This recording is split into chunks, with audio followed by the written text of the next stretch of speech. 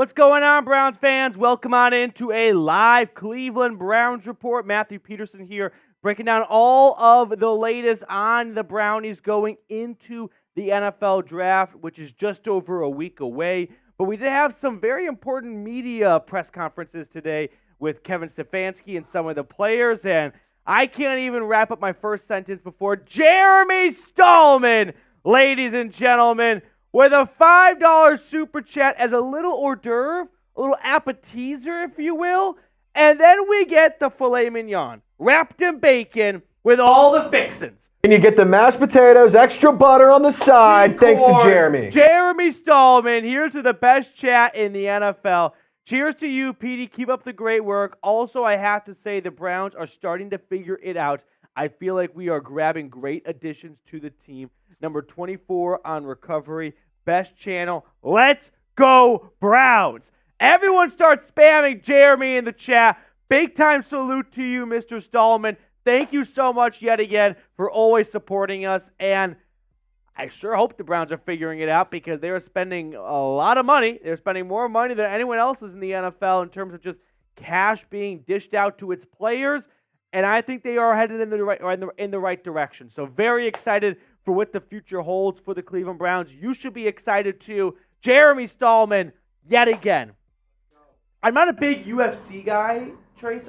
You're a bigger fan than I am, I think. Yeah, I like it. I'm just not up to date with everybody that's hot right now. I know the names, but I'm not. So there was the big fight this past weekend with Yes. the knockout with like 6 seconds left or something. Yes. I'll be honest, I watched it 100 times. I didn't know what everyone else was freaking out about. It just seemed like a normal punch to me. Well, So I just don't have a good appreciation. I think the hype came from because they were both like, come to the middle, let's go, let's just duke it out. We got to swing. Like it wasn't, it was the knockout, but it wasn't, let's just take it like easy and win it out. No, let's give them a freaking show and take one of each other's heads off. So, to me, that's Jeremy Stallman. Like, you're without talking a about doubt. like entertainment value. Without a doubt. That's your man right there. Jeremy Stallman, yet again. Thank you very much. All right, we're going to get into a live Cleveland Browns report, but shout out your city for me in the chat. You guys know I always love to see where everyone is tuning in from. So get in the chat right now and let me know where you are watching from. I'm not going to lie. I'm a little concerned about Ty Man the Buckeyes' health and safety. Have not seen him in the chat. Highly unusual. Hopefully it's nothing. Levi is in Slippery Rock, Pennsylvania. Jeremy's in Denver, his home base. I've got Louisville, Ohio in the chat right now. I got Sacramento from Jake Heath. Let me know where you're watching from. I got Gray Coke. I got Cool Guy. Jacob Kistner, I can only presume, watching from the Buckeye State as well. Cool Guy, GTA 6, Miami, Florida. Let's see. Kistner, as I initially suspected, is watching from Toledo, Ohio. Where are you watching from? Get in the chat right now and like the video too if you haven't already. Just 15 likes so far. It does go a long way to support the channel. I can't express my appreciation enough for those of you that like the video. Michael's in San Antonio. I've always wanted to go to San Antonio. I really want to go check out the Alamo. The Riverwalk is really cool. Yeah. A lot of really good restaurants and cool shops and stuff. The Alamo. You're a history guy. I am. You would love the Alamo. Yep, I am.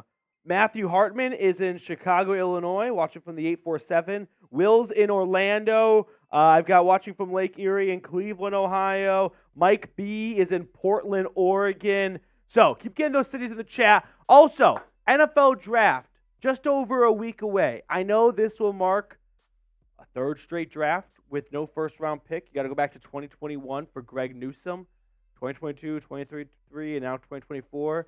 Just bowing out of the first round, but it's the last year. So type me if you're still excited for the NFL draft. Pick 54 cannot get here soon enough. And I know this team has not had a ton of nationwide, interest and drama surrounding their pick, like maybe some other teams. But I don't really care. It's still the Browns draft pick. And it's still a second round pick where they can find an impact player. So I'm very excited. You should be excited too. Start spamming me if you're excited for the NFL draft, whether it's the Browns or just, I was trying to power rank, and Trace, feel free to hop in here. Let's go in the last 10 years to kind of keep the memories recent. Power ranking the 5 most fun drafts going into the draft. This is very close to being number one for me. The 2021 draft with Trevor Lawrence, Zach Wilson, Justin Fields. That was pretty star-studded, too. That one was a fun one because it also felt like there was a lot of big moves that were going on around. A lot of trades. The 49ers move up. Yep. 2022 draft sucked. Yeah. That was, Trayvon Walker, it's unfortunate for him, just not a first overall pick kind of guy. No, it just feels like that. I'm still surprised it wasn't Aiden Hutchinson. I should have been. I'll tell you what, if Trayvon Walker went to Michigan and Aiden Hutchinson went to Georgia, I think the picks would be swapped. I do as well. I think it was a little bit of a geographical bias. I think that they just won the Natty High was also very, very real there. So I'm going to put this one, 2021, cross off 2022. Yep. That cross off 2023. Last year we had, what were the top picks? Bryce Young. Oh my gosh. C.J. Stroud, Will Anderson. After the Bryce Young pick, the C.J. Stroud, Will Anderson back-to-back, that was pretty fun. That was cool. I kind of like last year's draft.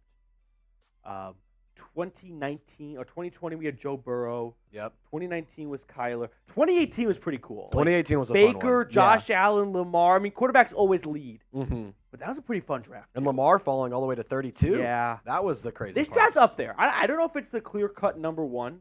But I still like this draft. Oh, I think this is the most excited I've been for a draft in a long time. I think this is a very exciting first 2 rounds.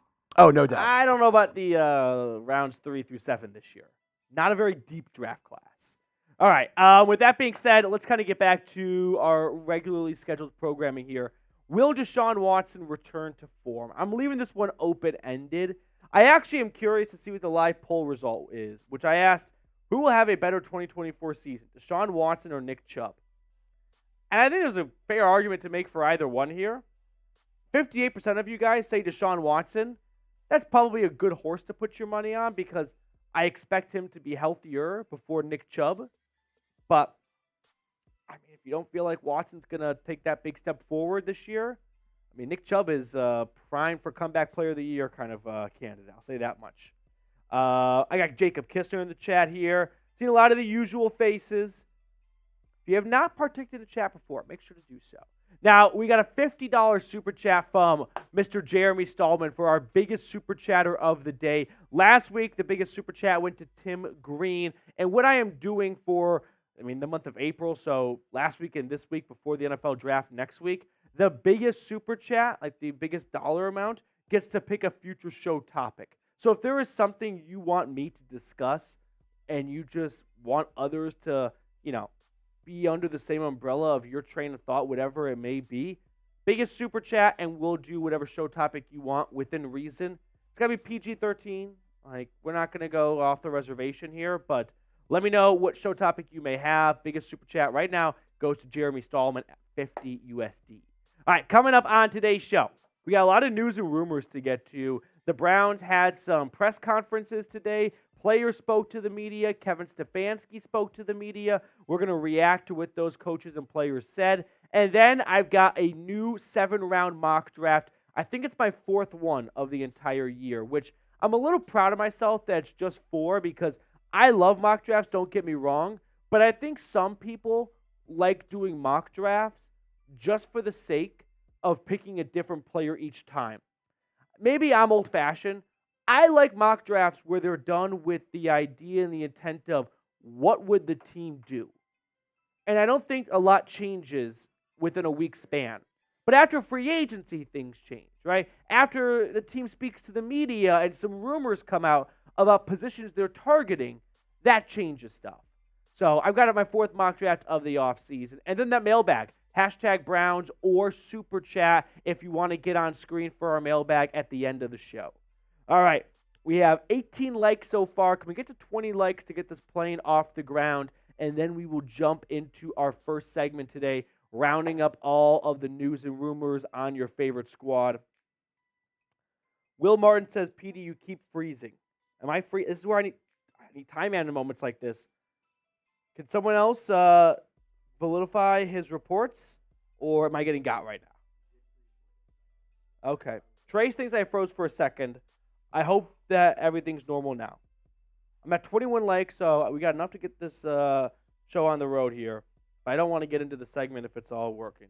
Kistner says, good connection on my end. Okay. Well, I'm going to take Jacob Kistner's word for it. Something in my eye. Oh. No, I'm not a big eye drop guy. It's just the eye drop spooked the crap out of me. I don't like that idea of dropping. When I was a kid, I legit, like, my mom would have to pry my eyes open with her fingers to, like, drop them in, and I still to this day cannot do it that well. Okay. I hope it's okay connection-wise. On my end, it says excellent connection with a green dot next to it. So I don't want to say it's a you problem, but maybe it's a you problem. I don't know. Let's get into it, though. Let's unpack all of the latest news and rumors.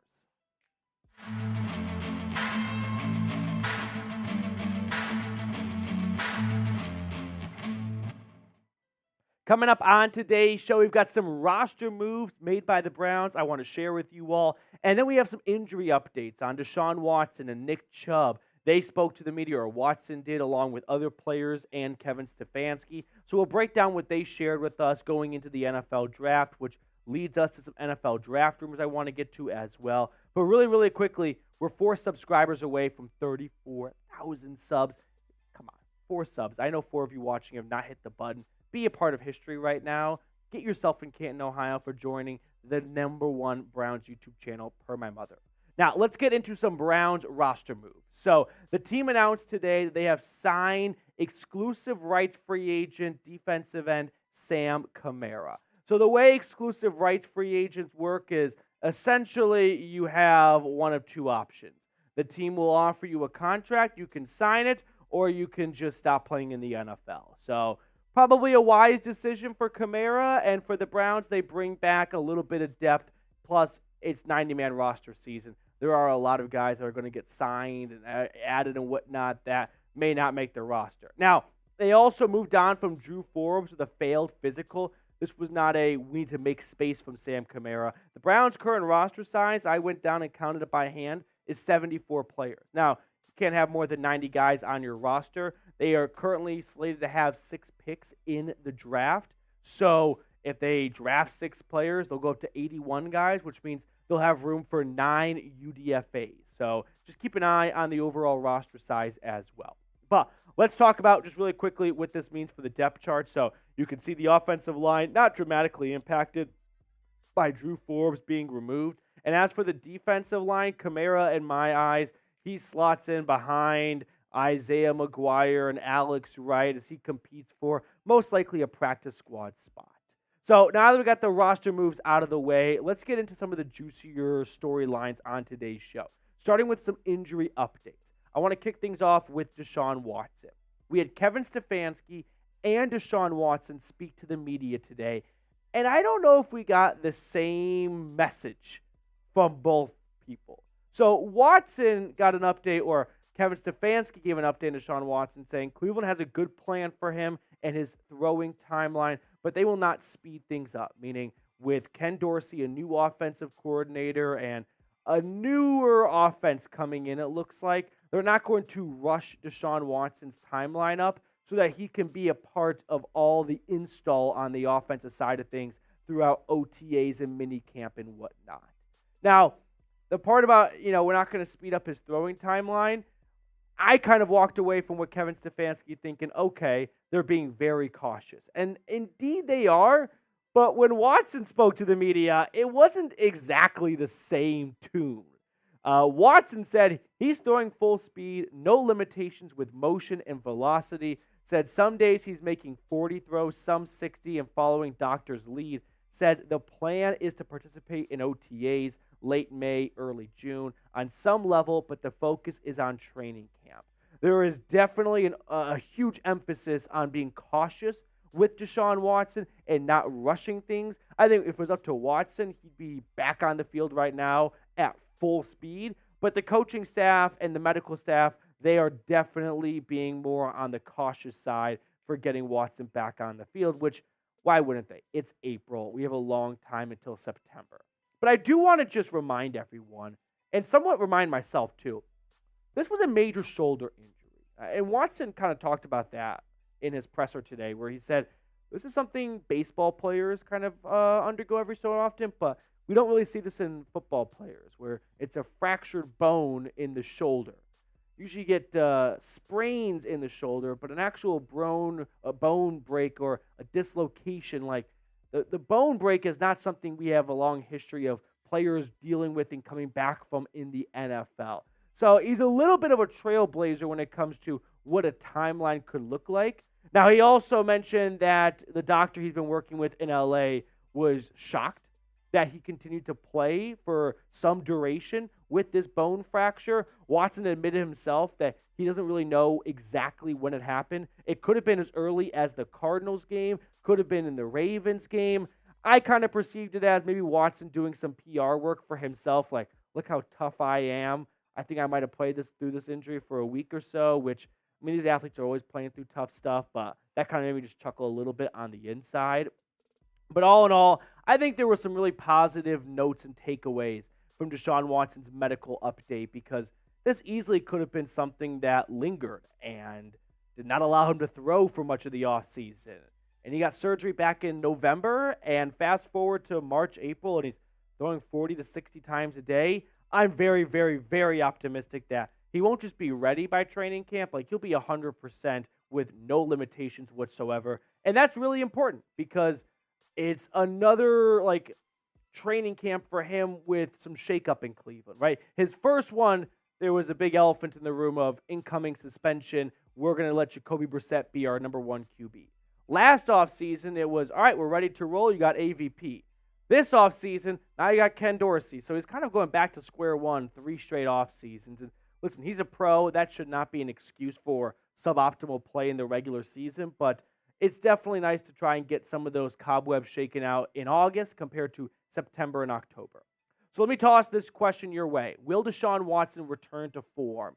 Give me a Y for yes or an N for no. Don't be afraid to get in the comment section. Shoot your shot and let me know. Also, other quick nuggets I want to run through while we're talking offense. No update on play calling. Not surprised, but Stefanski said no update. Stefanski also said the Browns want an attacking offense. So with that in mind, I will add watch for speed in this upcoming draft. If you want to look at what Stefanski said and then try and find a correlation to players in the draft the Browns may be pursuing, in my mind, if we're talking attacking offense, we're talking guys that can push the ball down the field, vertical threats, explosive playmakers, and that usually entails high level of speed. So here are some wide receivers that ran the 40-yard dash at the combine under a 4.42. I don't know why I picked that number specifically, but it did feel like an okay line in the sand. Now, you're not going to get Xavier Worthy, Brian Thomas, or A.D. Mitchell, but I could see a world where Devontae Walker, Tez Walker, Xavier Legette, Roman Wilson, Troy Franklin, Ricky Pearsall, like those are guys that could be available at 54. So maybe just kind of keep an extra eye on them for attacking offense. Now, if he wants to attack via the running back position, 3 running backs that ran the 40-yard dash under 4.40.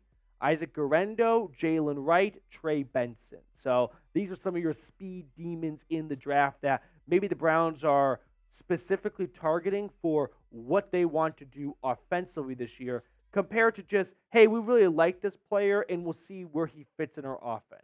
No, maybe the Browns are looking at the draft of, we want this type of player. Now, which in the draft is that best player made of?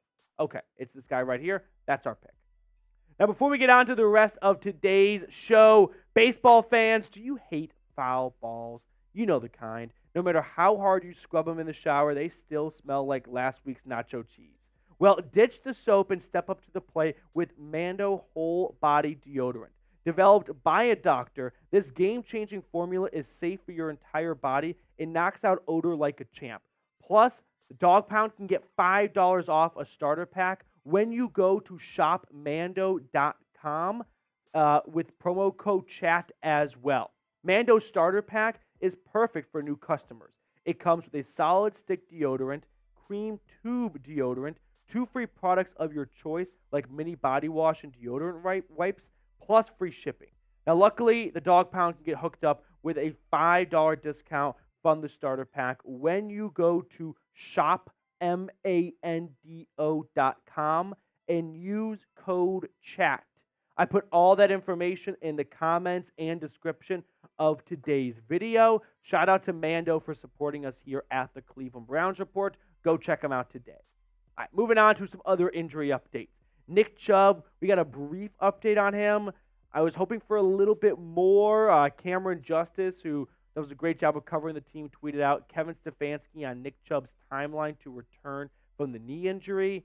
I can promise you he's working very hard. Early in the morning, he's here. He's attacking his rehab. When he's ready, he'll be ready.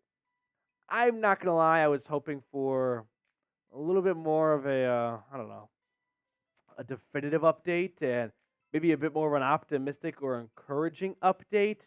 Now, I can admit when I was wrong, and I don't think I'm at that stage yet, but when the Browns restructured Chubb's contract, I looked at it as a good thing, like the Browns thinking, all right, we are confident he'll be here ready for the season. Let's get this done before the draft, and that's one less stressor for us in the draft. But you could kind of say spin zone, maybe this is Nick Chubb going, I'm not going to be ready early in the year. We should try and get something done now in case we don't get good news later down in the summer. So hopefully Andrew Berry, I thought he would speak today as well, but maybe not. I think he will be speaking to the media before the draft. He reveals a little bit more. Stefanski and Berry have always been pretty tight-lipped. I like to think Berry maybe a little less tight-lipped than Stefanski, but hopefully we'll get more information on Chubb before the draft. All right. As for the offensive tackles, Jed Wills, Jack Conklin, DeJuan Jones, all coming off knee surgeries, and we got some updates on them. Here's what Cameron Justice tweeted out. Kevin Stefanski said Jack Conklin, Jed Wills, and DeJuan Jones are all doing great, continuing through their respective rehabbing. To remind you all, Jed Wills is coming off a right knee arthroscopic surgery. Jack Conklin tore his ACL and his MCL in his left knee. And then DeJuan Jones is coming off a torn MCL in his right knee. He suffered that in practice early in December. So I do think we have spent a lot of energy on Watson and Chubb's rehab that we may be overlooking the tackles a little bit because, all three guys are coming off not like knee injuries. I'm talking like knee surgeries. So it may be a position worth watching when it comes to how important the Browns value tackle in the draft if they don't know if these guys are going to be really 100% ready when the season rolls around. For Jack Conklin, we'll kind of run through his career PFF ranks for a moment here. Didn't play more than half a game in 2023 to give you a fair reading. But before that, you could just see that between his time in Tennessee and Cleveland, I see a lot of top 20 finishes by PFF. 2021, 2020, 2019, 2016. He's an all-pro right tackle for a reason.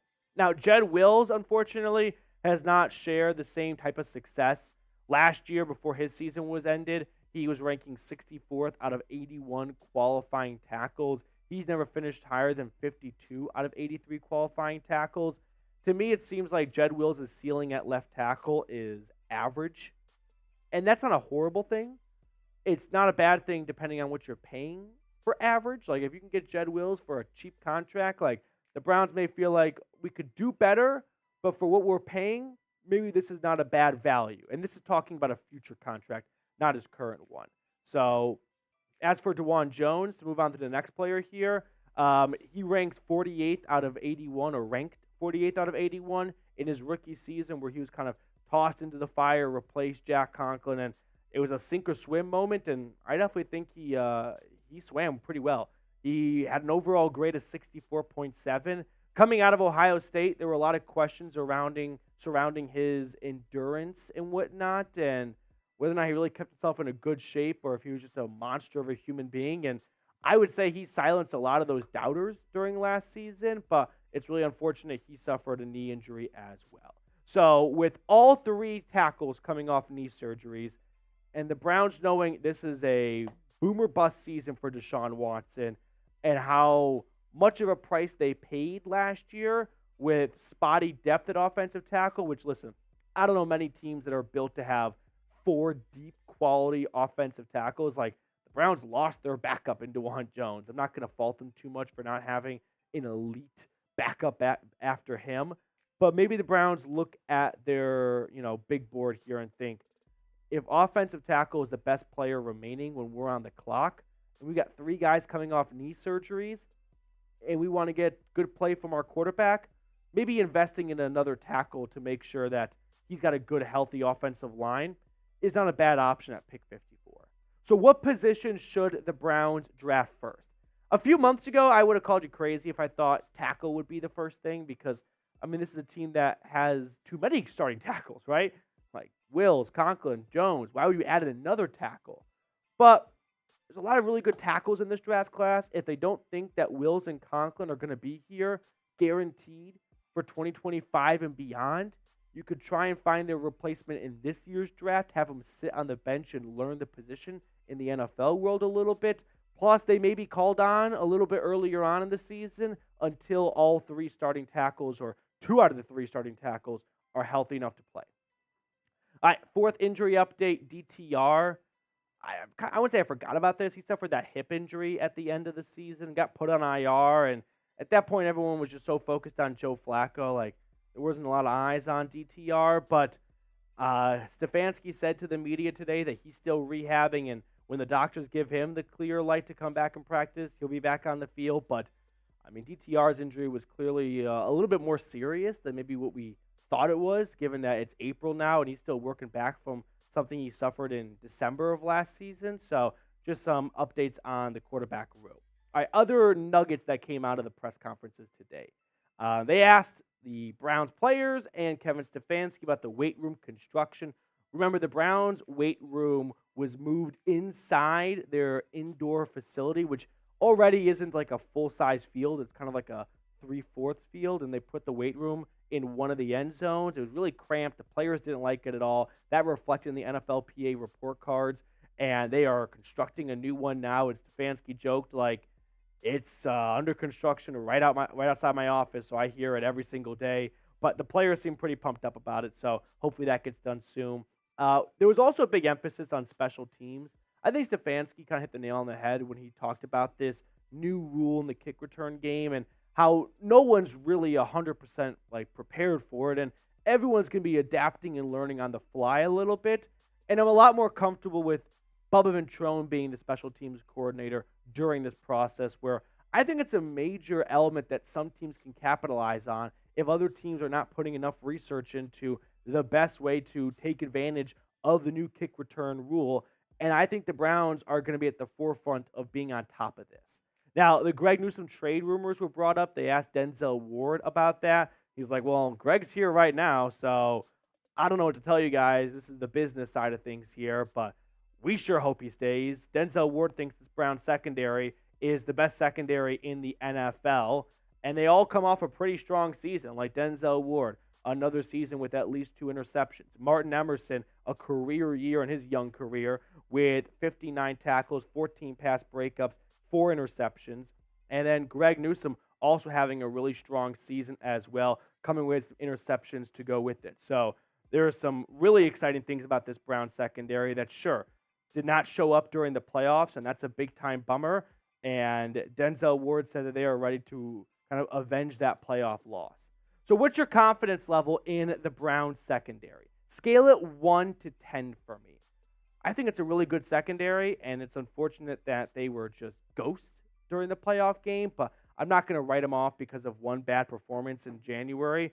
I think they're capable of rebounding well. They kept the entire unit intact, essentially, minus Mike Ford, a special teamer. So I'd put it at like an 8 out of 10. All right, let's bring on Trizzy Trace for Pick a Card mode to wrap up the show. Let's do it. Trace, what are you thinking, bud? I'm liking the 7 of Hearts. Give me the Jack of Clubs. I like it. I like it a lot. Like a shuffle. Okay. Here we go. One more cut. What y'all think it's going to be? 3 of spades. Oh. 3 of spades. All right. That will do it for us on today's show. Thank you all so much for tuning in. Have a good rest of your day, and I'll see you next time here on the Cleveland Browns Report. Jeremy Stallman strikes again. Are we surprised? No. Deshaun Watson, he needs to bring it this year, no question. He has all the weapons around him. I also think the Browns will play up to fast pace this year. My card pick today is 4 of hearts. It's coming. Kind of just missing the last one. It wasn't like off the rim, kind of close, but you were in the right zip code. Jeremy, you're absolutely right about Watson has to bring it this year. I mean, the funny thing about like sports in general is fans will just twist narratives no matter what to make it fit their narrative or their preferred choice. So it's really easy to either tear down Deshaun Watson so far in Cleveland or to play the excuse game and whatnot. And there's probably a little bit of truth on both sides here, but I think both sides can agree, like, there's really no excuse for him not to be perfect. And, well, not perfect, but have a great season in 2024. I'm not going to put the bar that high. But I do think that there has to be a really strong showing from Watson this year. The investment that has been made in the wide receiver room, they traded for all 3 guys, got proven players, not just rolling the dice on rookies, hoping they turn out well. He's also paid $230 million. Like, at some point, you got to live up to at least some high percentage of your paycheck to overcome difficulties that present themselves. So if Watson stays healthy, I'm expecting big things. There has to be big things. All right, next up on the show, new mock draft. It's your boy. I'm sorry. Yeah, the Greg Newsome stats, I don't know why. The interceptions did not pull correctly. He had more than 0 interceptions. So I'll fix that later. I don't understand what happened, but might be. New 7-round mock draft for the Browns. They have 6 picks after making a trade to acquire a 7th rounder from the Tennessee Titans. And also, get those questions in. Use hashtag Browns in your chat right now. Or you can super chat like Jeremy Stallman has been at the forefront all day long. But if it's a question related to the draft or just anything under the sun, get in the chat right now, hashtag Browns, and that way you can be featured on our mailbag. All right. So, still no time, man? Has anyone sent a wellness check on Ty Man the Buckeye? Where's Ty Man? Getting a little nervous. I'll see. He usually comments on all the videos, so I'll circle back to that. If he has not commented on a video in the last 24 hours, I'll be a little concerned. All right, are we ready to rock and roll? Here we go. Cleveland Browns mock draft 4.0 time, with the Browns having 6 picks in the draft now after making a trade with the Tennessee Titans to acquire an additional 7th rounder. I thought, you know what? Mock draft shelf life only has a few days left on it, so let's run through another mock draft. And I want the goal of this mock draft to be a little bit of a splash of water in the face, that when you're the last team to pick and it's 54th overall, you may not get your favorite guy. Right? There has to be a sense of like, I want this player, but I have to know that he may not be there at 54. And the reality is, it's tough to walk away with a great draft when you don't pick until 54. So don't have your hopes super high up that they're going to get all of your favorite players. Chances are, a lot of them will get picked before the Browns are on the clock. So with that being said, I want to jump into my first selection in this draft. I went offensive tackle out of BYU. I went with Kingsley Suamataia, and I want to give you some background on him because we've talked about him before on the channel, and I think he makes a lot of sense for Cleveland in a lot of ways. From a size standpoint, he checks all the boxes. Like, they're all big dudes. He's 6'4", 326 pounds. Not as big as DeJuan Jones, but he definitely fits Andrew Berry's type. He's 21 years old and a 9.39 relative athletic score. And Andrew Berry really values, whether he wants to admit it or not, younger players that are very athletic. Now, he's a dominant run blocker. He kind of reminds me of like watching Michael Orr in The Blind Side when you put the tape on. Like, he finishes his run blocks with some nastiness to them. Now, he doesn't have a ton of experience. Started off at right tackle in Provo and then moved to left tackle this past season after beginning his collegiate career off at Oregon. Now, I think this is a good pick for the Browns in a lot of ways. I don't think the Browns at pick 54 are looking for a surefire starter, but I do think if they go offensive tackle, the plan in place is we've got a replacement for Jed Wills or Jack Conklin if we move on from one of those two guys after 2024. So if you're looking for a player that needs some time to develop but has a high ceiling, that's Kingsley Suamataia. And I think for that reason alone, the Browns would be interested in maybe adding a player that doesn't need to start in 2024, but can grow into being a really good player if given some time. It's also important to remind you guys that the Browns' top 3 tackles are all coming off knee surgeries. So with the full commitment to Deshaun Watson, wouldn't be the worst idea in the world to maybe also give him some support up front, just in case Jed Wills, Jack Conklin, DeJuan Jones, one or two of these guys rehabs maybe don't go perfectly to plan, and the Browns don't want to be tossing out James Hudson to start week 1. That wasn't a graceful ending in 2023. Priority number 1, though, like I've been saying, it's to make Deshaun Watson successful.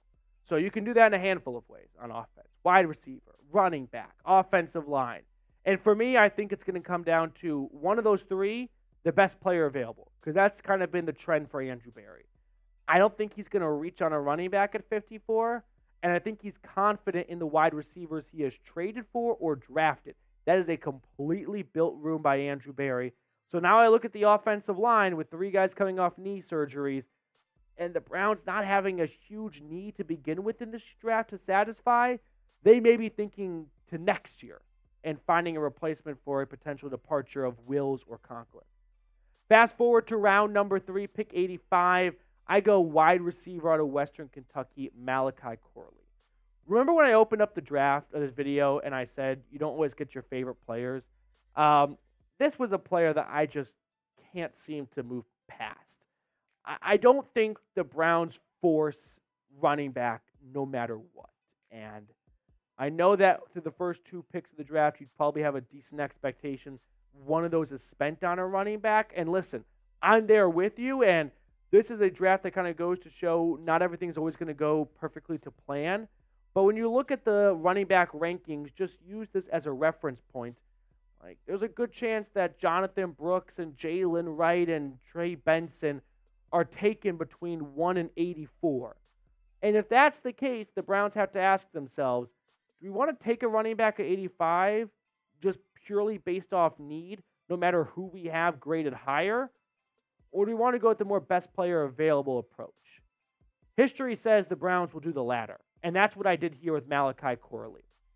5'11", 210 pounds.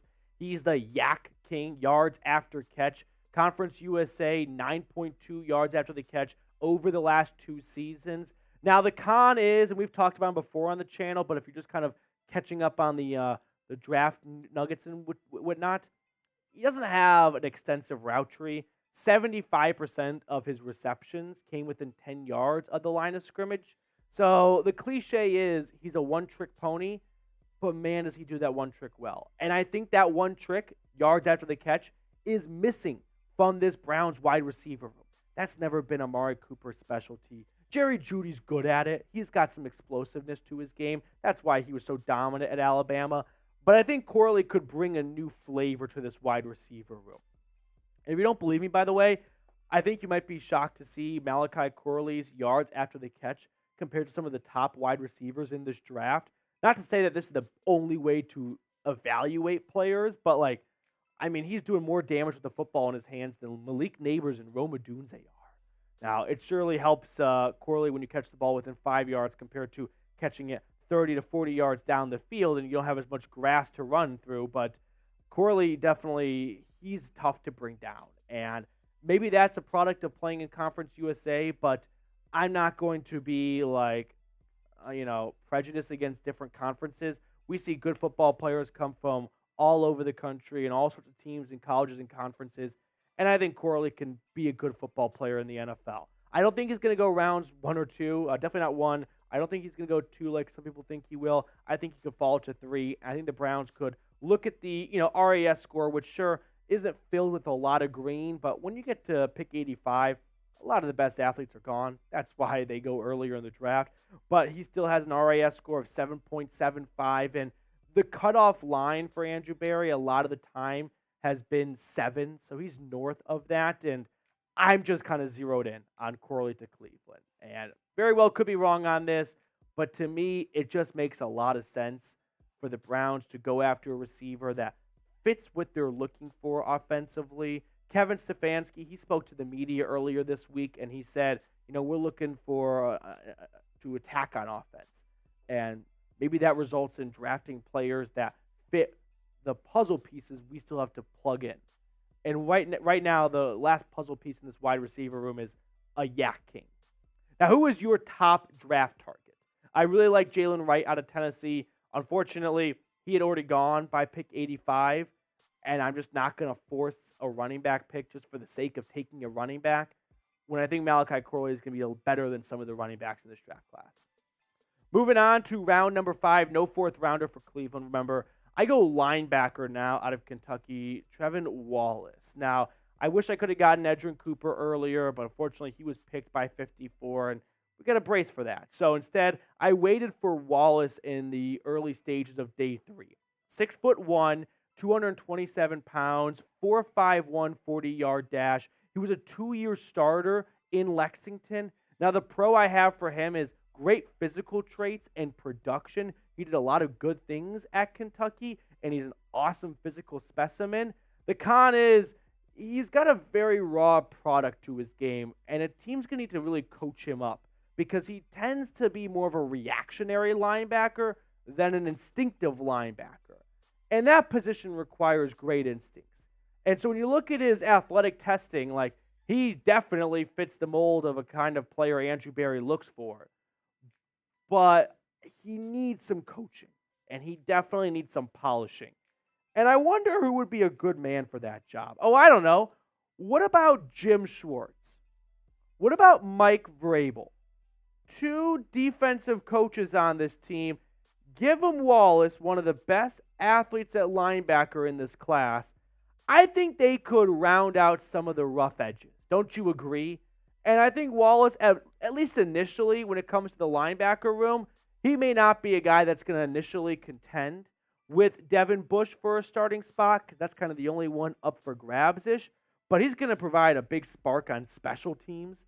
And we're seeing with the kickoff change rule, it's important to have guys that can play in at least 2 phases, offense or defense, in special teams. And I think Wallace can definitely come in here and at least provide that type of boost.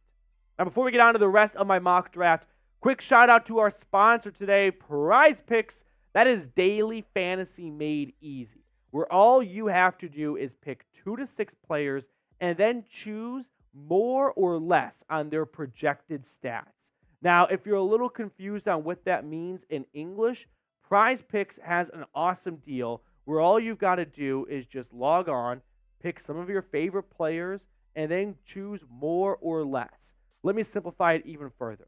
Taking the more on Jerry Jeudy's season-long for 2024 stat projection of 725 receiving yards. He's accomplished that goal before.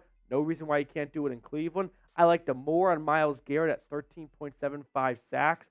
And I'm just going to be a hater and fade TJ Watt and take the less on his sack total. So if you like my predictions and my selections and you want to roll with me for 2024, download the Prize Picks app today and use code CLNS for a first-time deposit match up to $100. I put all that information in the comments and description of today's video. Prize Picks. Pick more, pick less. It's that easy. Okay, moving on to days 3 of my mock draft here. Fast forwarding to round 6, where I'm going to go with Illinois tight end Tip Reiman. So let's get to know Reiman a little bit here, as I know day 3 of the draft can be a little bit more of the, to be honest, boring side of things here. But I'm a draft junkie, and I enjoy going all the way through rounds 1 to 7. He's 6'4", 271 pounds, and ran a 4.64 40-yard dash. So from a athletic testing standpoint, he's one of the best tight end athletes in this draft class. Think about that size, 6'4", 270. We're not very far off from offensive tackles, and he's running a very quick 4.64 40-yard dash. Now, he doesn't have the best agility necessarily, and he might not have the greatest quickness altogether, but I do think at Illinois he showed a lot of good tape and potential that for a round 6 selection, I could see the Browns going. We don't have a ton of depth behind David Njoku. We've already expressed some interest in another tight end in this draft class. This screams Andrew Berry to me. On to round number 7, and I'm not proud of myself, but it's only now that I address running back. And the reason being is I don't see Barry reaching on a back.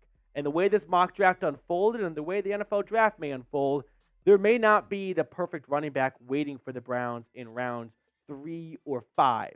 I don't think Barry is going to just rush to take a running back. So, unfortunately, it had to wait till round number 7, which is not great, but we'll have to wait and see how this thing unfolds. So, I went with Isaac Guerendo, though. He's 6 foot, 221 pounds. He ran the fastest 40-yard dash of all running backs, 4.33. Now, he doesn't have a lot of experience. He only has one career start. He started his career off at Wisconsin, was a backup there for several years, transferred to Louisville. He kind of split the backfield with another back at Louisville, only started in the bowl game for them, but he did show a lot of pop, like 810 rushing yards, 234 receiving yards. He averaged 6.1 yards a carry. He was an explosive playmaker. Now, the question is, can he repeat that, or was it a one-hit wonder type of season for him? He's a little bit older, and I know that's not Barry's type, but you can't be too picky when it comes to round 7. So I think Guerendo has a pretty good, high ceiling, but I'm not going to just stake my flag in the poll and think because of one season at Louisville when he splits carries with another player, he's going to have a great career in the NFL. To round out this mock draft, the Browns acquired an additional 7th rounder when they traded Leroy Watson to the Titans. And with pick 243, I go defensive tackle out of Auburn, Marcus Harris. 6'2", 286 pounds. He led Auburn in tackles for loss and sacks last season. A 3-year starter for the Tigers. Began his career off at Kansas. Actually led the team in tackles for loss in Lawrence. Then he transfers to Auburn, and he continues to be a highly productive player. And I think this defensive line, which is filled with veterans on 1-year contracts, there could be a sense of hitting the reset button with that age element and bringing in a draft pick to kind of hopefully have a future with him and Siaka Ika. So to round out the show, grade my mock draft for me. Let's run through all the picks I made really quickly, Trace, here to remind everyone about what we did in rounds 2 through 7, I should say. We went offensive tackle at 54, Kingsley Suamataia. Round 3, Malachi Corley from Western Kentucky. Trevin Wallace from Kentucky in round 5. Reiman from Illinois. Isaac Guerendo and Marcus Harris in round 7. So grade my mock draft for me, A, B, C, D, or F. I don't think it's an A. I don't think it's really easy to get an A when you're not picking until 54, right? You are the last team to make a selection. It is tough to come away with a great grade. You're going to need teams in front of you to make some dumb decisions. Maybe they do, maybe they don't. I'm not going to bank on them making dumb decisions, though. I think that's just a little bit more of a wishful thinking path than actually being realistic. So for me, I'd give myself a B-, C+. I think that's probably in the ballpark of what this deserves. All right, Trizzy Trace, pick a card with me. I'm going to roll with the 7 of diamonds. 7 of diamonds? Give me the 9 of spades. I like it. What you guys think in the comments? Let us know. Give me the 9 of spades. All right. Are we ready to... Queen of diamonds. Oh. Queen of diamonds. So All close. Right. That will do it for us on this edition of the Cleveland Browns Report. Thank you so much for tuning into my mock draft. Make sure to stick around for all of our draft coverage throughout the upcoming week. All right.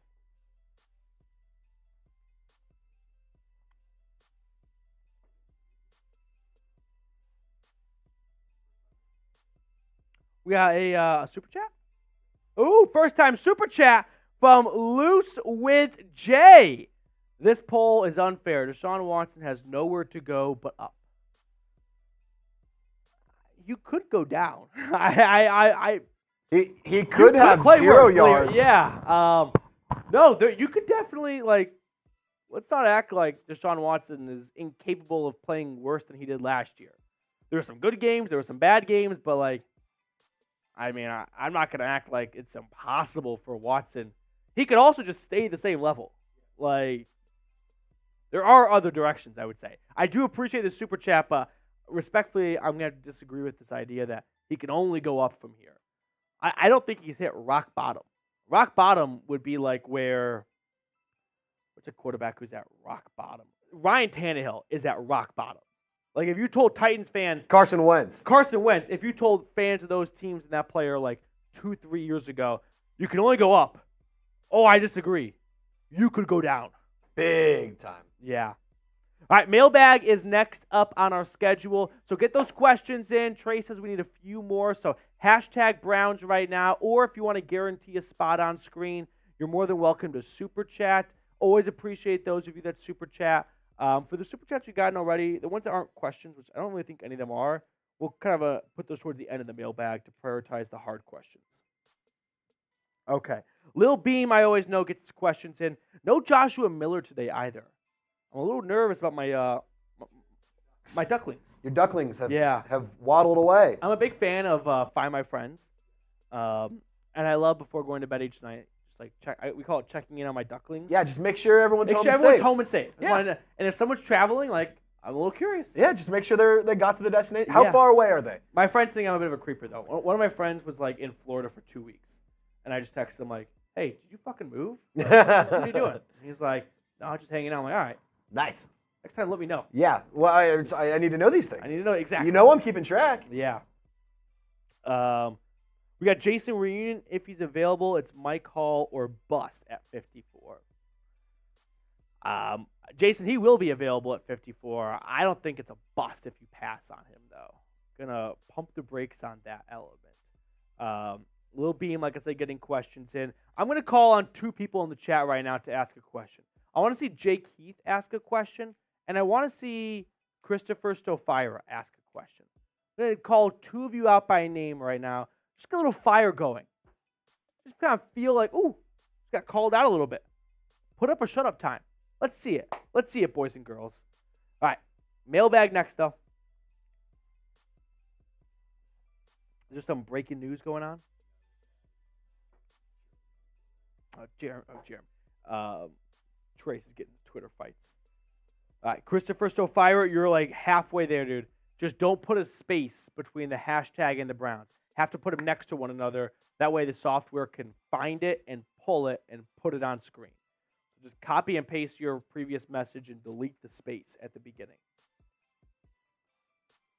Cool guy. I see the Browns trading Huntley, if anything. Oh, Christopher's on it. Look at that. I love it. I love it. Cool guy. Toss a question and put hashtag Browns at the end. It's fun to do the mailbags. I really enjoy having a back and forth dialogue with you all. It's just a great way to kind of ground myself and not have it be like PD sports, but have it be chat sports, have that two-way conversation. So that's why I'm a big fan of the mailbags. I think it's a fun, way to get you guys, the audience, involved a little bit more from just being your routine viewer. Okay. Once we get Christopher Stofira's question, Trace, you think we got enough to kind of set sail? We could use some more. Trace wants some more questions. Yeah. JD Jones. I'm going to start calling people out by name. Jacob Kistner. Cool guy called Zone. Brent Payne. Brent is always saying hi in the chat. I got James Smith here. I've got Chad Gardner. Jeremy with the question. I like it. John just got here. What's the Nick Chubb update? Update is he's still working back. I wish I had a bit of a more like direct answer, but Stefanski wouldn't give us a very direct answer himself. Cool guy said, okay, cool guy's got his question in. I know Lil Beam does. Jason, I like your take, or I appreciate your take. Put hashtag Browns at the end of it. All right. Christopher is still figuring out the hashtag Browns element because he deleted his message and now he's ghosted me. We'll get some questions in. Should we get this show under the road in the meantime? All right, here we go. So don't be a stranger. Hashtag Browns or Super Chat if something pops in your head and you want to skip the line and guarantee it gets on screen. Welcome on in to a Cleveland Browns mailbag. Matthew Peterson answering questions during our live show, which airs every single Tuesday at 5 p.m. Eastern. First question comes in from Patches O'Houlihan. Latest on a Greg Newsome trade in the draft. Denzel Ward was kind of asked about the Newsome trade rumors when he spoke to the media earlier this week. And, he was very supportive of Newsome and his entire secondary and wanting to keep it together. but I know there's been a chunk of the fan base that has wanted to trade Greg Newsome. I don't think you're getting what you think you're going to get for Greg Newsome. And that's not because he's bad. It's because if L'Jarius Sneed went for essentially a third-round pick, and he's much better than Greg Newsome, what do you think you're getting for Newsome? Like, sure, the Titans had to pay L'Jarius Sneed, whereas Newsome has this year under contract and then his fifth-year option for 2025 of $13+ million, which isn't nothing, but it's not a ton of money. It's somewhere in the middle. If Sneed went for a third, if you want to trade Newsome, and I tell you the Browns traded Greg Newsome, and you say, awesome, who are they going to take in round 2 or 3 because of this pick? Oh, no, they got a fifth-rounder for Greg Newsome.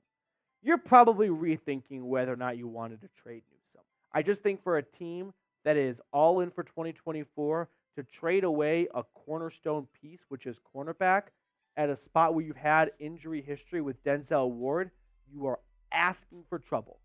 You are asking to put yourself in a tight spot in week 6, 7, or 8 when inevitably Denzel Ward, who has always missed time in his career, probably pops up with something, and the backup for him got traded away, and the fifth rounder they used to replace him is not as good. So I'm not interested in trading Greg Newsome because I don't think you're going to get what Newsome is worth.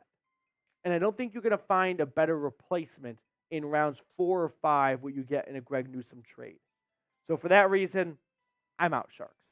All right, cool guy called Zone. Next one up. It's starting to seem like Edgerrin Cooper is getting more and more out of reach. Do you see the Browns trading up 2 to 4 spots with the 6 rounders? I like this comment and idea, cool guy. Remember, they have 2 6-rounder, they have 2 7th-rounders, a first, a second. We'll start all over. A second, a third, a fifth, 1 6 and 2 7s. Yeah. So they got here's the draft picks right here. They got a 6 and 2 7s. They got an extra 7th in the Leroy Watson trade. So to go back to the question now that I've got my head on straight here, I don't think Edgerrin Cooper is going to go as early as maybe people are mocking him to go. He's the best linebacker in this draft class, so that alone might boost his stock a little bit. But I think he is a potential pick at 54. But if the Browns walk away really in love with him, then I could see that being someone they move up for. My issue is when it comes to trading up for him, that requires a lot of love. And he kind of gives me JOK vibes. And that's not a bad thing. The question is, do the Browns want 2 JOKs? Or do they want the other linebacker to maybe be more of a true run-stopping linebacker? Maybe they do want 2 JOKs, but maybe not. Christopher Stofira, I would not mind sitting Chubb till after the first half of the season. He could be stronger to start then. He would have more time for his normal workouts. What do you think? I mean, if he's healthy, I would be inclined to play him. But sure, you want to be conservative. You don't want to rush him back. If there's kind of a debate about should we play him this week or wait till next week, then I think you already have your answer. But if he's ready to roll and he's just kind of waiting for week 8 or 9, then I don't know if you've got time in the NFL to wait. Like, it's a long season, but it's also a short season when you look at the total number of games you play. So for a coaching staff, they're desperate. They want to win every Sunday. Their jobs depend on it. So if Chubb's ready, they're not just going to stick Chubb on the bench until halfway through the season. Now, he may not be ready until the second half of the season. That's a very real possibility. He got his second surgery in November. Give him an 11-month recovery. We're talking about an October return. That's around the midpoint of the season.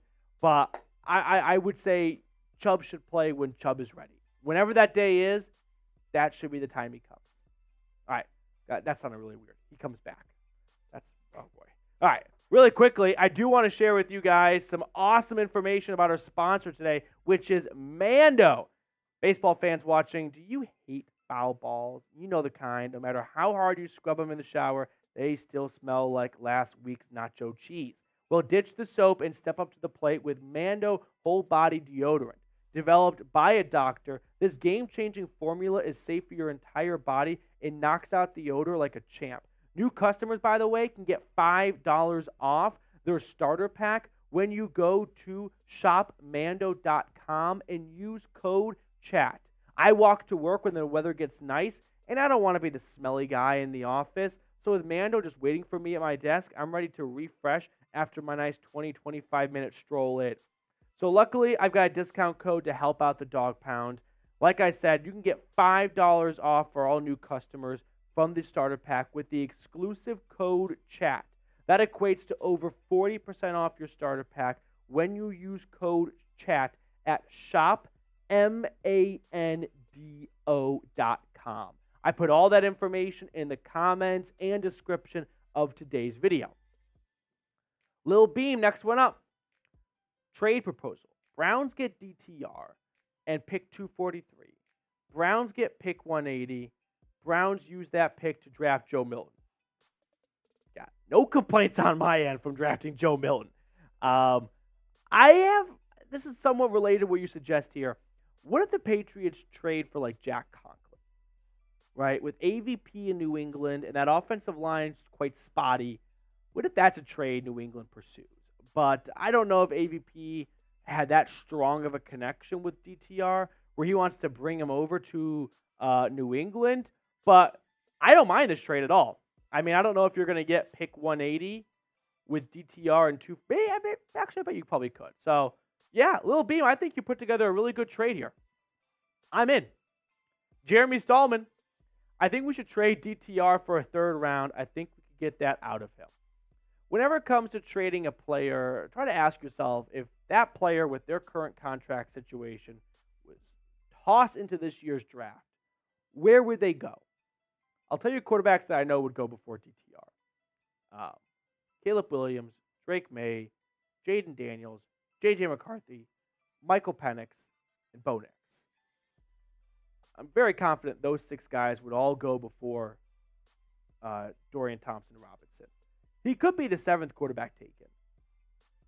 But I don't think you're going to see a team gamble a third on him when they could go with a different direction at third and maybe try and get some of the higher ceiling. So I don't think you're getting a third for DTR. I got bad news, Jeremy. I think you'd be lucky to kind of get your pick back because he is 1 year older. He's got a hip injury now, and he's got 1 year left on his rookie contract. Those things factor in. So for me, I think DTR would get you a 6 probably in a trade. I know that's not what you want to hear, but that's my honest opinion. Jacob Kistner, next one up. If Barry stays with pick, but a run is made on wide receiver, if Barry stays with pick 54, I'm guessing what you mean, but a run is made on wide receivers, linebackers, running backs, what 2 position groups would you want or think they would target? I think best case scenario for the Browns is that there may be a run for wide receivers. And that might sound backwards thinking, but I really am confident the Browns are confident in their current wide receiver makeup. So unless there's some guy they really love, wouldn't be the worst thing in the world for teams to pick positions the Browns don't need in front of them. And that could be wide receiver, and that could free up some other spots to be available. But Jacob, to answer your question specifically, 2 position groups, I would say offensive tackle and defensive tackle. I think whenever you're a ball club that doesn't have a dire need in the draft, and sure, the Browns are not a perfect roster or close to it, but they're a really good roster, right? I think we'd all agree about that. They're a top third in the league. If you don't have a dire need, I think it's always a good idea to invest in the trenches. That seems like a really good spot to solidify because if those go, you're screwed. If you can't stop the run on 3rd and 4 to get your offense back on the field, or your offense can't pick up a first down on 3rd and 4 to keep the drive alive because your offense and defensive line are down to backups, you're in a jam. So those would be 2 position groups, Kistner, to watch for. Cool guy. You said schedules are set after the draft, right? Who do you think the Browns play week 1 out of 17 set opponents? The NFL schedule has not been announced, but I can tell you who they're playing. I have it right in front of me. Usually I do. Let me just get them right in front of me right now. So we do know their opponents. We just don't know the dates. So we'll get the NFL schedule sometime in early May, most likely. My guess is they're going to be at home week 1 because there's a concert at Cleveland Browns Stadium the Friday before week 2. I doubt they give the Browns back-to-back road games to open up the season. Some teams prefer that, like the 49ers. It's hot as hell in San Francisco that time of year, really sunny. So they actually always play on the road to begin the year, and then they have a bunch of home games at the end of the season. Whereas the Browns, I don't know if the NFL wants a bunch of home games in Cleveland, Ohio with snow in December or January. So my suspicion is the Browns will be home week 1. They played the Bengals last year. What if it is they got the Chiefs, Chargers, Cowboys, Giants, Dolphins, Ravens, Bengals, Steelers? How about Browns-Giants? I don't know if they're going to give the Browns a marquee matchup for week 1. They're not sending the Cowboys to Cleveland for week 1. They're just not going to do that. Like it or not, that's not happening. Same for Mahomes. I think Harbaugh and the Chargers are going to get a primetime game week 1. So they went division last time. That leaves Miami and the Giants. How about New York Giants? Joshua Miller's here. Last question. What player is on thinnest of ice in 2024? Freaking love Josh's questions. Thinnest of ice. Jed Wills pops to mind immediately. All right, he's literally going to be competing for a future contract in Cleveland. If he stinks it up, he's not coming back next year. He just ain't. That's one name that surfaces. I don't think Deshaun Watson's on thin ice because he's got a big contract still. They're not going to move on from him after 2024, no matter how bad it gets. So I would say Jed Wills is the first name that jumps to my mind. Trizzy Trace, what's going on? Are we ready to pick a card? I'm so ready, and I'm feeling extra lucky. I'm liking the 8 of spades. 8 of spades. I'm going to go with 2 of diamonds. Ooh. Are you ready? Let's see it. 9 of clubs. Oh. 9 of clubs. All right. That's going to do it for us on our mailbag today. I hope you guys enjoyed the show. Thank you so much for tuning in. I really appreciate those of you that watch all the way to the end of the video. Drop a CLE in the comment section if you're still watching. Jeremy Stallman, my man. We got a couple super chats. Jeremy, hey, Petey, do you still have the Freedom shirts for sale? Are you talking about the Browns USA themed T-shirts? That's my pretty good guess. And if so, if that's what you're talking about, I do. I'm just getting the link for you right now, and I'll toss it in the chat. I just got to make sure they still have, most sizes. Double check. It's on a really good sale. Is the sale still going? Sale's kind of going. But I sure do. Jeremy, it's in the chat. Red, white, and blue, baby. I love it. I love it. Next super chat from, who do we have here? Jeremy, yet again. You should do a golf outing. I do have a secret to share. Ooh. Secret time. I'll be in. Flight's not booked, but hotel is booked. So it's a good route to go. I would say it's pretty locked in. At this point, yeah. It's just more about the laziness of not booking the flight yet. But it is happening. I am going to the Cleveland area, Cleveland and Canton, at the beginning of August to go to the NFL Hall of Fame game and go check out the museum. That's awesome. I was going to make a bigger announcement about it kind of closer to it, but the current plan is to fly to Cleveland Wednesday night. Remember, the Hall of Fame gets on Thursday, August 1st. So this is July 31st. Fly in late Wednesday night, and then I want to do some sort of I don't think meet and greet's the best. Hangout. I'd say get together. Yeah, it's not a hangout. A hangout, yeah. It's not a book signing. Yeah. That sounds like a book. I'm not an author. So I want to do something, though, sometime Thursday before the game. That's kind of my train of thought right now. So it's not a golf outing, but it's kind of close. So if you're in the Cleveland area on August 1st, Thursday, hopefully we can kind of get together, have a cold one, and talk brownies. Because at that point, we'll be at training camp. We'll have a lot of fun stuff. You'll know the draft picks. You'll know Deshaun Watson injury. You'll have Nick Chubb injury. Mm-hmm. We'll have a lot to talk about. I like this next one from Jeremy. Better be Southwest. Does Southwest fly from Love Field to Cleveland? I would assume so. I'm gonna look it up. I would bet. At this point, my issue is my brain is still on that, and Jeremy's gonna slap me across the face for this. Is still in that mode of Southwest only flies to some airports. they fly to every city at this stage. Like, this was probably very dated of me, but I'm sure there is a Dallas to Cleveland Southwest flight. So if you're in the area, please, would love to see, some faces compared to the names in the chat. It looks like there is. Yeah, I would assume so. Yep. So you know what, Jeremy?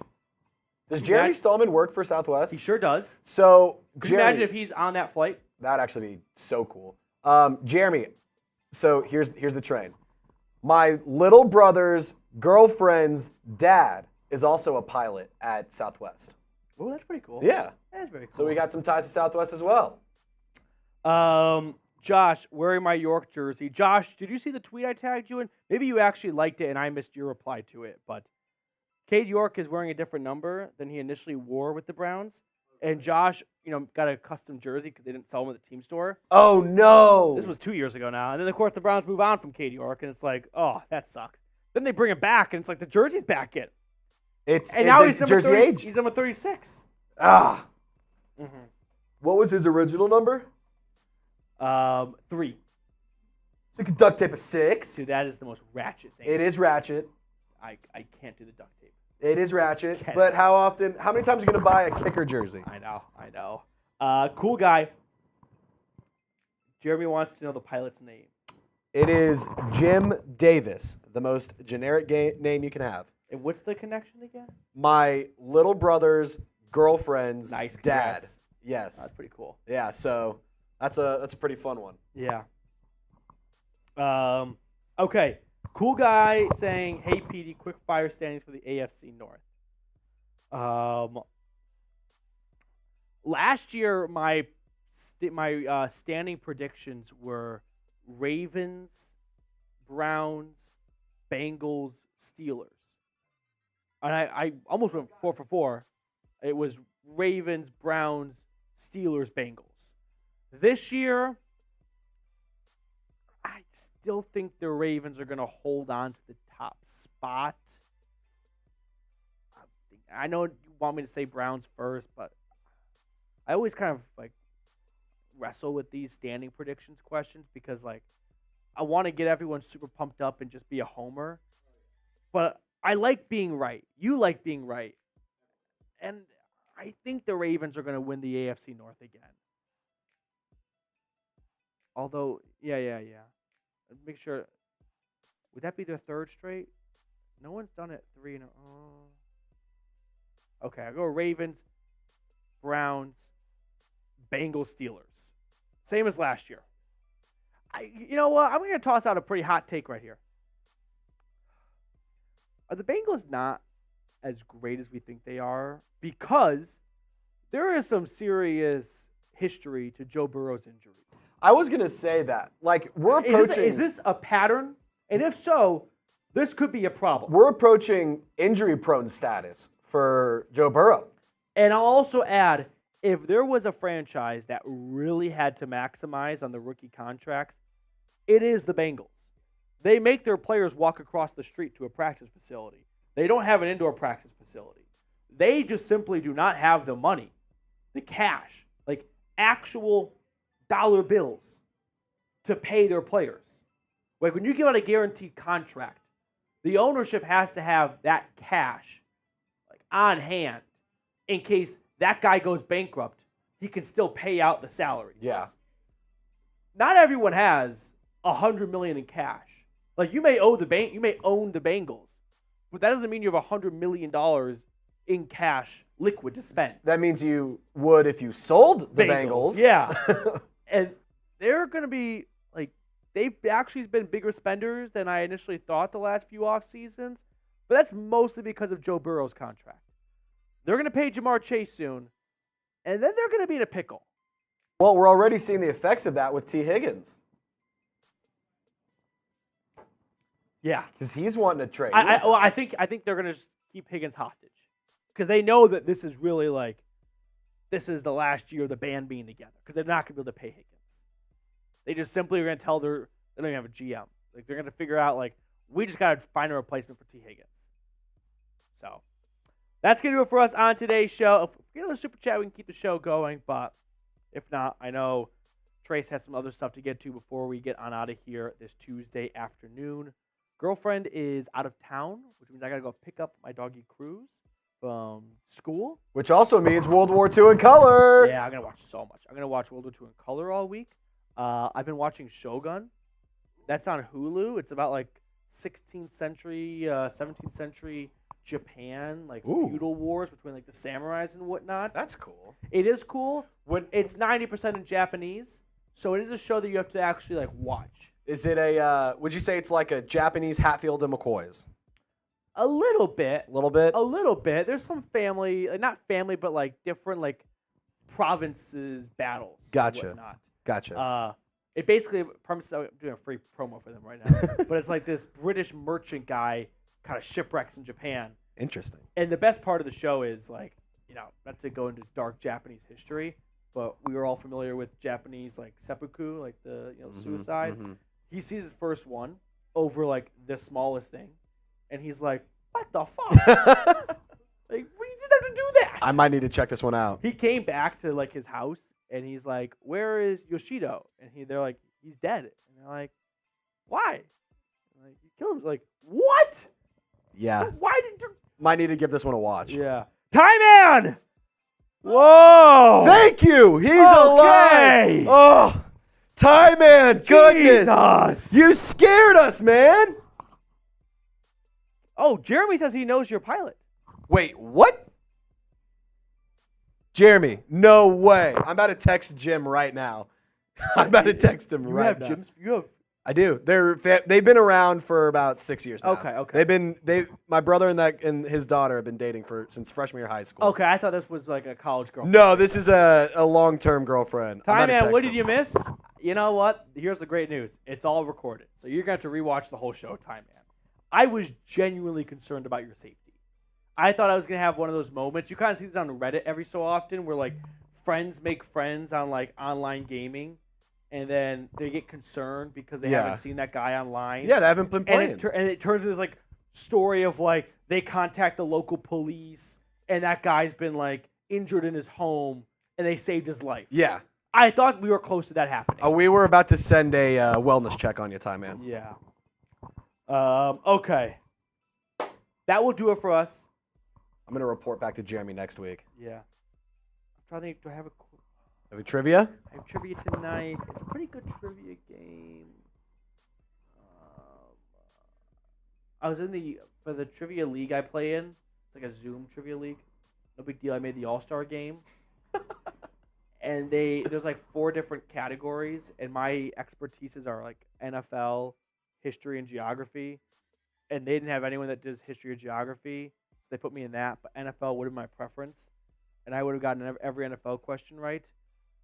The history and geography questions, which I like to think I know a little bit about, humbled me. Do you know what the tallest mountain in the world is outside of Asia? Outside of Asia. I'll be impressed if anyone can get the country correct. Is it the country or is it the mountain? In the question, I had to get the mountain name. Is it not Mount Kilimanjaro? So I actually know that it wasn't Kilimanjaro because Kilimanjaro's sneaky not big. Okay. It's just big in Africa. Okay. But it's not a very big mountain. That's the only huge mountain I can think of. Yeah. Outside of Asia, because there's a lot of big mountains out in Asia. Yeah. I don't know. So, I was thinking, and I knew because I knew it was not Kilimanjaro. So like I ruled them off. Australia doesn't have a big peak. I didn't think too much about Mount McKinley in Alaska. Mm-hmm. That's what the other guy said, and it was a better answer than mine, but both were incorrect. I went with Mount Elbrus, which is in Russia. Okay. Which, looking back, may have been a dumb answer, just because Russia is kind of like quasi-Europe and Asia. So I don't know if that would have counted, even if that was correct. Yeah. But it's a mountain that I can't pronounce in Argentina. Interesting. It's on the Chilean-Argentinian border. Okay. Starts with an A, and I took French, and I did not know how to say that word. Yeah. All right. Jerry, I also thought it was the Russian mountain. It's in Argentina. So that's the trivia. All right. We'll get you guys on out of here. Thank you all so much for tuning in. Enjoy the rest of your Tuesday, and I'll see you all later.